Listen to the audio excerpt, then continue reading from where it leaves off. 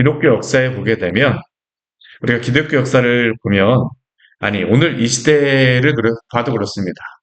기독교의 교회에 호의적인 그러한 시대가 얼마나 되었을까요? 오늘 이 시대에서도 기독교에 대해서 호의적인 나라가 몇 나라나 될까요? 사실 그게 그렇게 많지 않습니다. 며칠 전에도 제가 뉴스를 보니까 중국에서 가장 큰 가정교회였던 목회자가 박해를 당하고 이게 감옥에 갇히는 그러한 일이 발생을 해서 기도를 요청하는 그러한 것들을 보았습니다. 아, 바로 옆에 중국에서도 그러한 일이 일어납니다. 경제적으로는 아무런 자유롭게 하는 그러한 나라인 것 같지만 그러나 그곳에서 복음을 전하는 것은 불법입니다. 실제로 이러한 일들이 알게 모르게 일어나고 있죠. 우리가 오늘 그 말씀을 보고 있는 느헤미야의 말씀, 에스라의 말씀은 우리가 종교의 하나님에 대하여서 호의적인 시대라고 생각을 하면 안 됩니다. 오늘 이 말씀 가운데에서는 직접적으로 이게 딱 보이진 않지만 이 에스라와 느헤미야 말씀을 보게 되면 그러한 시대 가운데서 하나님이 어떻게 주의 성도들을 보호하시고 또한 주의 성도들이 하나님을 신뢰하며 살아가는 그러한 모습이 어떠한가라는 것을 오늘 이 느헤미야의 말씀을 통해서 아주 분명하게 나타나는 말씀이 바로 오늘 말씀입니다. 하나님이 어떻게 하나님의 백성들을 그의 선하신 손으로 붙들으시고 보호하여 주실까요? 또한 하나님의 손을 의지하는 성도들은 어떻게 살아갈까요? 우리 어제 느헤미야 1장에서 느헤미야가 그 멀리 떨어진 예루살렘에 성이 불타고 성벽이 무너지고 성문이 불탔다는 이야기를 듣고 하나님 앞에 회개하는 그러한 모습과 또 하나님 앞에 간절히 기도하는 그런 말씀을 보았습니다. 비록 느헤미야는 그곳에서 태어나지도 않았고 사실 예루살렘에 가보지도 않았고 그곳이 어떠한 곳인지도 정확히 알지 못하였지만 그러나 그는 하나님을 향한 그 민감한 마음과 하나님의 백성을 사랑하는 그러한 마음들, 하나님의 나라를 소망하는 그러한 마음 가운데 살아가는 그러한 사람이었어. 경건한 그러한 사람이었습니다. 그리고 그 사람을 통해서 하나님께서 하나님의 일을 이루어 가시고자 하는 겁니다. 하나님의 일을 이루어 가시고자 하세요.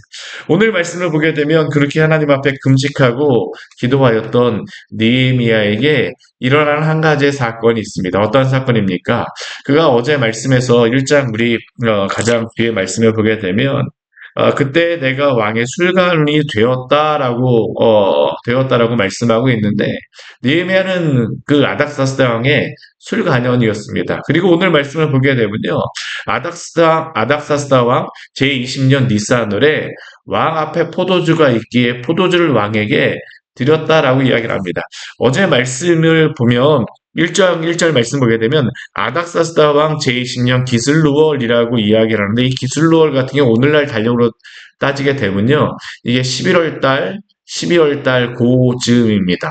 오늘 보고 있는 이 니산월은 오늘날 달력으로는 3월입니다. 그러니까 4개월 정도의 시간이 지난 것이죠. 느헤미야는 그 시간 동안 하나님 앞에 기도하고 또한 간절한 마음으로 금식하며 또한 하나님의 그러한 성전과 하나님의 나라를 위하여서 간절히 간구하는 그러한 시간을 보냈습니다. 그러고 나서 그러한 가운데에 4개월의 시간이 지난 것이고 또 그러한 때에 느헤미야가 왕에게 포도주를 바치는 그러한 연회가 있었어요. 그런데 이렇게 연회를 하는 가운데에 느헤미야가 포도주를 왕에게 따르는데 왕이 오늘 2절 말씀을 보게 되면요. 질문을 합니다. 뭐라고 질문합니까? 내가 병이 없는데 어찌하여 얼굴에 수심이 있느냐? 아, 자, 왕이 신하의 얼굴을 살핀다라고 하는 게 이게 그렇게 많이 왕이 그렇게 필요 없을 텐데도 불구하고요. 아닥사스다 왕이 이 느헤미야의 얼굴을 보니까 딱 봐도 수심이 가득한 얼굴입니다. 아무리 잘 차려입고 와도 수심이 가득한 얼굴은 우리가 보면 티가 나잖아요. 그렇죠? 아닥사스다 왕이 신하의 얼굴을 살필 필요는 없지만, 그러나 이 포도주를 따르는 그러한 신하의 얼굴은 살필 필요가 있어요. 왜요? 왕이 잘못된 포도주를, 독을 탄 그러한 포도주를 먹는다라고 하게 되면 그날로 자신의 생명을 담보할 수 없기 때문에 떡 먹는 관원장이라든가 술 맡은 그런 관원장, 어, 떡 맡은 관원장, 술 맡은 관원장 같은 경우는 굉장한 그 중요한 그러한 요직이라고 할 수 있죠. 우리 창세기 말씀에서도 요셉의 애굽의 그 바로의 신하였던 떡 맡은 관원장과 술 맡은 관원장이 감옥에 왔던 이유도 바로 이러한 이유입니다. 그들이 왕 앞에서 가장 측근에서 있다 보니까 무엇이라도 조그만 변화가 일어나거나 하게 되면 목숨을 담보할 수가 없는 거예요. 오늘 아닥사스다 왕이 느헤미야를 보니까 수심이 가득한 것을 보았다라고 하는 것은 이게 무엇과 관련이 있을까요? 죽을 수도 있다라는 겁니다. 이 질문을 아닥사스다가 느헤미야에게 하니까 이 느헤미야의 마음이 어떡할까요? 굉장히 두려움만 있습니다. 그러니까 2절 뒤에 말씀을 보게 되면 그때 내가 크게 두려워했다라고 합니다. 굉장한 두려움입니다. 왕 앞에서 두려운 모습을 술 맡은 관원장이 보였다?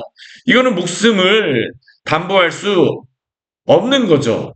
그런데 이러한 상황 가운데 느헤미야는 당황하지 않고 자신이 왜 이렇게 수심이 가득할 수밖에 없는지를 3절 말씀에 이렇게 말하고 있습니다. 우리 3절 말씀 같이 한번 볼까요?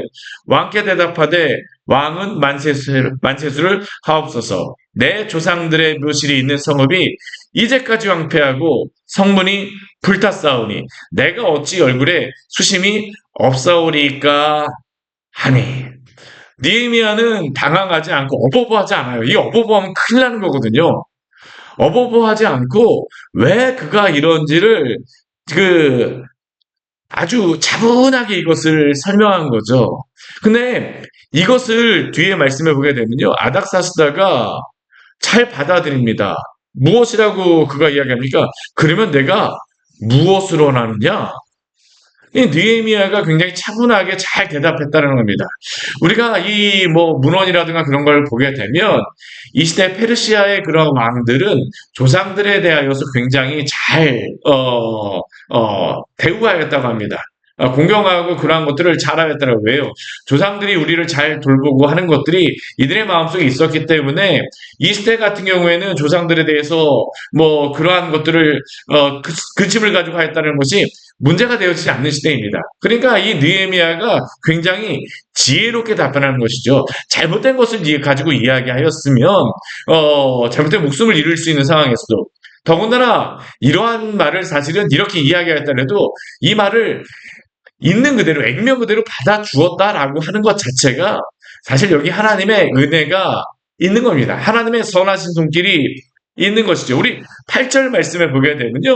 이러한 말씀이 있습니다. 8절 가장 뒤에 보게 되면 내 하나님의 선한 손이 나를 도우심으로. 오늘 여기에 나와 있는 이 모든 것들은 하나님의 선한 손이 돕고 있는 겁니다. 그러한 가운데에 왕이 느헤미야에게 이 말을 받아들이고 믿고 나서 내가 무엇을 원하느냐라고 이야기하니까 느헤미야가 그동안 오랜 시간 동안 기도하며 그 마음에 품었던 것을 침착하게 잘 대답합니다. 무엇이라고 그가 요구합니까? 우리 5절 말씀 우리 같이 한번 읽어볼게요. 왕에게 아뢰되 왕이 만일 좋게 여기시고 종이 왕의 목전에서 은혜를 입어싸우면 나를 유다 땅 나의 조상들의 묘실이 있는 성읍에 보내어 그 성을 건축하게 하옵소서. 우리 이것만 이야기한 게 아니고요. 우리 그 뒤에 우리 7절 말씀을 보게 되면 이것을 좋게 여길 뿐만 아니라 또 그 뒤에 왕이 좋게 여기시는 우리 7절 말씀 보게 되면 왕이 좋게 여기시거든 하고 나서 그 뒤에 뭐라고 합니까? 강서쪽 총독들에게 내리는 조서를 내게 주사 그들이 나를 용납하고 유다에 들어가기까지 통과하게 하시고, 또 이 8절 말씀 보게 되면 뭐라고 얘기하냐면 또 왕의 살림감독 아삽에게 조서를 내리사 그가 성전에 속한 영문의 문과 성곽과 내가 들어갈 집을 위하여 들보로 쓸 제목을 내게 주게 하옵소서 하매라고 그가 요청을 합니다. 왕에게 그 수심 있는 얼굴을 보였을 뿐만 아니라 어찌 보면 굉장한 것을 지금 요청을 한 것입니다. 근데 왕이 어떻습니까? 이것을 좋게 여기고 받아준 것입니다. 그래서 느헤미야가 뭐라고 이야기하냐면 내 하나님의 선한 손이 나를 도왔다라고 이야기를 하죠. 근데 오늘 말씀을 보게 되면요. 하나님의 능하신 손이 이 정도에만 도우신 것이 아닙니다. 여기에 사실은 느헤미야가 이렇게 하고 있는 것은 사실 느헤미야가 목숨을 걸고 아닥사스다에게 이야기하는 겁니다. 왜 이게 목숨을 걸고 이야기할 수밖에 없냐면 사실 1장에서 성이 무너지고 성문이 불탔던 이유 그것을 이렇게 하게 시켰던 사람이 누군지 아십니까? 즉각적으로 아닥사스다 왕이 그것을 명령하였던 사람입니다. 예루살렘 성을 무너뜨리고 성곽을 불타게 하였도록 명령하였던 사람이 바로 이 아닥사스 왕입니다. 제 말이 이상하다고요? 이게 사실은 성경에 이미 앞에서 기록되어져 있었습니다. 어디에 나와 있냐면요. 우리 앞에 에스라 4장 말씀 우리 같이 한번 볼게요. 에스라 4장의 말씀. 우리 에스라 4장 말씀에 보게 되면요. 이 말씀이 에스라 4 1장서부터 6장까지는 첫 번째 포로에서 돌아온 백성들 이 스룹바벨과 예슈아에 대한 말씀이었었는데 갑자기 우리 뒤에 말씀에 보게 되면요. 뭐 다리오 왕 때 그 고레스와 다리오 왕 시대인데 갑자기 우리 7절 말씀에 오게 되면 이렇게 말씀이 이렇게 있습니다. 우리 4장 7절 말씀 우리 같이 한번 해볼게요. 아닥사스다 때에 비슬람과 미드르닥과 다부엘과 그의 동료들이 바사왕 아닥사스다에게 글을 올렸으니 그 글은 아람 문자와 아람 방언으로 써서 진술하였더라. 이게 지금 어느 시대 때 편지가 지금 4장에 기록되어 있냐면요. 느헤미야 에스라 시대 때 지금 편지가 여기 에스라 4장에 기록되어져 있는 겁니다. 이게 왜 여기 기록이 되어져 있을까요? 이 뒤에 말씀에 보게 되면요. 우리 여기 그 8절 뒤에 말씀에는 그 방백 르움과 서기관 침새가 아닥사스당에게 그 올린 그 조서가 그 서신이 있는데 그게 어떤 서신이냐면 예루살렘 백성을 고발한 글입니다. 무엇이라고 고발했을까요? 그곳에 있었던 사람들이 왕에게 반역을 이루고 있다는 겁니다. 어떠한 반역입니까? 우리 12절 말씀에 그들이 보냈던 그 서신의 그러한 내용에 11절 말씀에 이런 말씀이 있습니다. 우리 같이 한번 읽어볼게요. 왕에게 아뢰나이다. 당신에게서 우리에게로 올라온 유다 사람들이 예루살렘에 이르러 이 폐역하고 악한 성읍을 건축하는데 이미 그 기초를 수축하고 성곽을 건축하오니 여기에 보게 되면 그 우리에게서 올라온 유다 사람들이라고 하는데 여기 올라온 유다 사람들은 누구를 이야기합니까? 이게 바로 에스라와 그 사람들 그 3차 2차로 포로 귀환했던 그 사람들입니다. 그 사람들이 올라와 갖고 그 아닥사스다에게 조서를 받고 에스라가 올라왔었는데 여기에 그 조서를 받고 올라왔을 때에 그곳에 있었던 총독들이 다 에스라와 이스라엘 백성들에 대해서 반역하고 있다라는 그러한 조서를 한 목소리로 보냈습니다. 그런데 이 아닥사스다 왕이 누구의 편을 들었냐 하면요. 에스라와 그 백성들의 편을 든 것이 아니라 이전에 있었던 총독들의 편을 들고 이들이 그 반란을 일으키는 그러한 낌새가 있다라고 생각을 해서 아닥사스다가 뒤에 말씀해 보게 되면 뭐라고 나와 있냐면요. 그 성벽을 무너뜨리고 성문을 불타게 하는 그러한 것들을 하지 못하게 하는 그러한 것을 편지를 보냈습니다. 그러고 나서 그들이 이 편지를 받았던 이 아까 심세와 그런 사람들이 어떻게 할까요? 성벽을 무너뜨리고 성문을 다 불태워버린 겁니다. 그래서 결국 이것을 누가 시킨 걸까요? 아닥사스다 왕이 시킨 거거든요. 근데 오늘 여기에 대하여서 지금 이 일이 있었던 게 불과 몇 년 전입니다.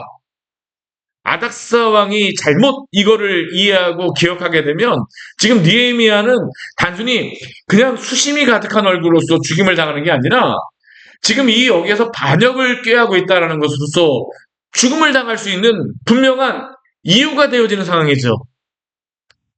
그런데 이 상황 가운데서 하나님이 어떻게 하십니까? 아닥사스다 왕의 그러한 마음을 지켜주셔서 느헤미야를 보호하여 주시는 것입니다. 사랑하는 여러분, 오늘도 하나님께서는 비록 사자의 입에서도 하나님의 능하신 손으로 당신의 백성을 지키시고 보호하심을 믿으시기를 바랍니다.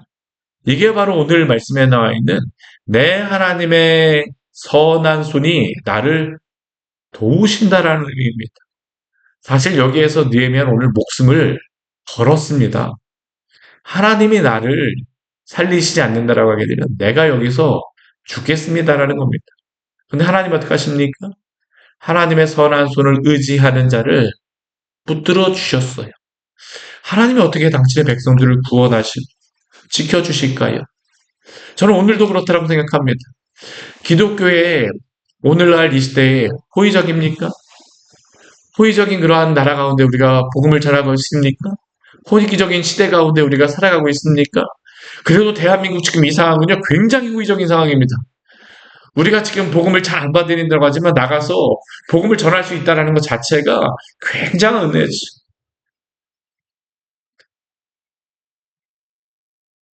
하나님의 그 능하신 손이 우리를 오늘도 지키심을 기억하시고 믿음으로 살아가시기를 바랍니다. 우리가 참 하나님 은혜 안에 살아가고 있는 사람들입니다. 오늘 뒤에 말씀 보십시오. 그러한 여러 가지 어려움 가운데 니메아는 지속적으로 처하게 됩니다. 이러한 그 아닥사스다의 허락을 받게 되니까 뭐 느헤미야 같은 경우는 모든 그러한 것들 별로 설명하지 않습니다. 그냥 도착했어요. 그 도착하고 나서 보게 되면 10절 말씀에 보게 되면요. 호론 사람 산발락과 종이었던 아론 사람 도비아가 이스라엘 자손을 흥하게 하려는 사람이 왔다함을 듣고 심히 근심하였다라고 이야기합니다. 이 사람들은 어떤 사람들일까요? 이전에 있었던 그러한 총독들의 뒤를 이은 사람들이고 여전히 이스라엘 백성들에 대해서 호의적이지 않은 사람들입니다. 느헤미야가 이제 어떤 성벽을 건설하게 되잖아요. 이 사람들이 똑같은 일을 합니다. 똑같이 아닥사스다에게 이러한 일들을 행하고자 해요. 근데 느헤미야는 이러한 상황 가운데 어떻습니까? 하나님의 능하신 손이 자신을 지키고 있다는 것을 믿고 살아가는 겁니다. 어떻게 행하는 겁니까? 우리 12절 말씀을 보게 되면 우리 11절 12절 말씀 우리 같이 한번 읽을게요. 2장 11절 12절 말씀 같이 한번 읽겠습니다. 내가 예루살렘에 이르러 머무른 지 사흘 만에 내 하나님께서 예루살렘을 위해 무엇을 할 것인지 내 마음에 주신 것을 내가 아무에게도 말하지 아니하고 밤에 일어나 몇몇 사람과 함께 나갈새 내가 탄 짐승 외에는 다른 짐승이 없더라. 사실 지금 느헤미야가 이곳에 와갖고 무엇을 하려고 하는지를 그 주변의 사람들에게 아무에게도 이야기하지 않았습니다. 만약 이것을 공공연하게 이야기했으면 어떻게 될까요? 문제가 발생하였을 것입니다. 지금 산발락과 도비아가 이러한 이야기가 무슨 일이 진행되는지를 알지도 못하는데도 불구하고 그 하나님의 나라를 흥황하게 하는 사람이 왔다함을 듣고 심히 근심하며 준비하고 있는데 만약 말하였으면 어떻게 할까요? 바로 태클 들어오겠죠. 근데 느헤미야는 거기에 대해서 아무런 이야기도 하지 않아요. 단지 못합니까? 하나님이 그에게 주신 그러한 사명과 소명을 따라서 행하는 겁니다. 때로는 우리가 하나님 앞에 올바른 일, 올바른 소명을 받았음에도 불구하고 주변의 사람들이 아무도 우리를 이해하지 못할 때도 있습니다. 그러나 하나님 우리 편에 있게 되면 하나님의 손을 능하신 손을 의지하며 믿음으로 살아가시기를 바랍니다. 그리고 그 뒤에 말씀에도 보면 어떠한 말씀이 나옵니까? 오늘 뒤에 말씀을 보게 되면요. 이렇게 한번 성을 다 훑어본 다음에 그제야 이제 무엇이 필요한지를 파악했어요. 그 다음에 이제 하는 것이 무엇입니까? 우리 17절과 18절 말씀을 보게 되면 이렇게 이야기합니다. 우리 17절 말씀 읽을게요. 후에 그들에게 이르기를 우리가 당한 공경은 너희도 보고 있는 바라. 예루살렘이 황폐하고 성문이 불탔으니 자 예루살렘 성을 건축하여 다시 수치를 당하지 말자. 이제야 느헤미야는 주변 사람들에게 이야기합니다. 이렇게 이야기했을 때 주변의 사람들이 이전에도 실패했는데 이번에도 또 하면 무슨 소용이 있습니까? 하면 어떻게 될까요? 할 수가 없는 것이에요. 그러나 하나님이 어떻게 하십니까? 사람들의 마음을 돌이켜주세요. 근데 우리 18절 말씀을 보게 되면 그들에게 하나님의 선한 손이 나를 도우신 일을 알려주게 됩니다. 사실 이전에 있었던 그러한 것들을 다 이야기하게 되면 이게 하나님께서 하신 일이 아니면 할 수가 없어요. 아닥사스다 왕의 마음을 돌려주신 거거든요. 근데 사람들의 마음이 어떻습니까? 그들의 말이 일어나 건축하자. 하나님의 손이 오늘도 도우시고 있는 것이죠. 근데 우리 19절 말씀을 보게 되면 또 어떻습니까? 호론 사람 산발락과 종이었던 암몬 사람 도비야 아라비아 사람 게셈이 이 말을 듣고 어떻습니까? 우리를 업신여기고 우리를 비웃어 이야기합니다. 너희가 하는 일이 무엇이냐? 너희가 왕을 배반하고자 하느냐? 하기로. 근데 이 말씀을 보게 되면 참 희한한 게 뭐냐면요. 느헤미야가 이스라엘 백성들에게 이 이야기를 몇몇의 사람들에게만 이야기했을 것인데 이미 산발락과 도비아와 게셀이 다 알고 있습니다. 느헤미야 주변에 이것을 알려주는 사람도 있었다라는 겁니다. 그리고 이것을 들었던 산발락과 도비아와 이 사람들은 이전에도 이 반란을 일으켜서 뭐 했다라는 것을 가지고 에스라의 그러한 부흥을 하나님의 그 성벽을 세우려고 했던 것을 무너뜨린 망갔던 것을 알기 때문에 너희가 하는 일 안 될 걸 여러 가지 어려움이 있죠.